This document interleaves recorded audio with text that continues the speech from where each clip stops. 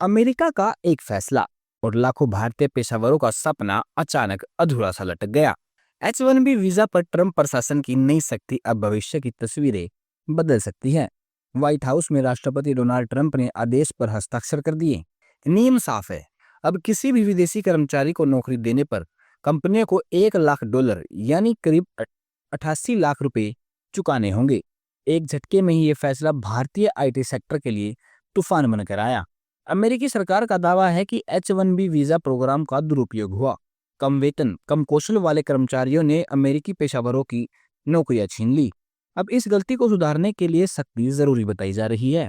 भारत ने तुरंत आपत्ति जताई। विदेश मंत्रालय के प्रवक्ता रणधीर जायसवाल ने स्पष्ट कहा, सरकार ने अमेरिकी H1B वीजा प्रोग्राम पर प्रस्तावित प्रतिबंधों से संबंधित रिपोर्टें देखी हैं। इस फैसले के असर का अध्ययन सभी संबंधित पक्षों की ओर से किया जा रहा है, जिनमें भारतीय उद्योग जगत भी शामिल है। उद्योग जगत ने पहले ही H1B प्रोग्राम से जुड़ी कुछ धारणाओं को स्पष्ट करते हुए शुरुआती विश्लेषण जारी कर दिए।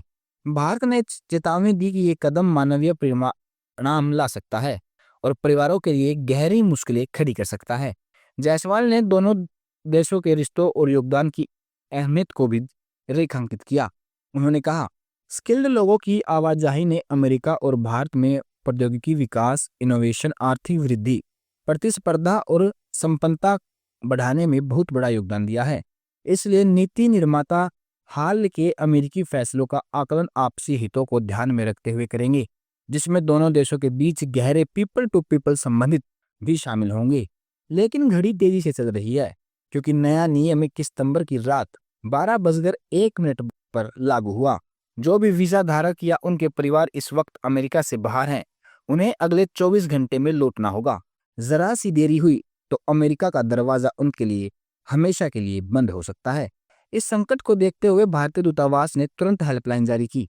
यह नंबर सिर्फ आपात स्थितियों के लिए है, ताकि कोई भी भारतीय इस कठिन समय में अकेला महसूस न करे। भारत के भीतर भी राजनीतिक गूंज सुनाई दी। विपक्ष के नेता राहुल गांधी ने सरकार को घेरते हुए कहा, नरेंद्र मोदी एक कमजोर प्रधानमंत्री है। आंकड़े क्या कहते हैं? आंकड़े बताते हैं कि दावा कितना बड़ा है। अक्टूबर 2022 से सितंबर 2023 के बीच जारी सभी H1B वीजाओं में से 72% भारतीय को मिले। TCS, इन्फोसिस, HCL और विप्रो जैसी कंपनियां हर साल हजारों कर्मचारियों को इसी वीजा पर अमेरिका भेजती हैं। लेकिन अब यह भारी भरकम फीस कंपनियों का पर बोझ बन सकती है और भारतीय पेशेवरों का भविष्य अनिश्चित कर सकती है।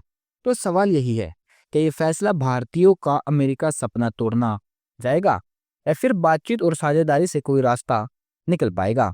आपको क्या लगता है, आने वाले समय में भारतीय पेशेवरों के लिए कैसा होगा? अगर आप चाहते हैं कि आपकी आवाज भी इस बहस में गूंजे तो नीचे कमेंट में लिखिए जय हिंद। और हाँ, ऐसे ही बड़े अपडेट्स और गहन विश्लेषण पाने के लिए चैनल को सब्सक्राइब करना न भूले।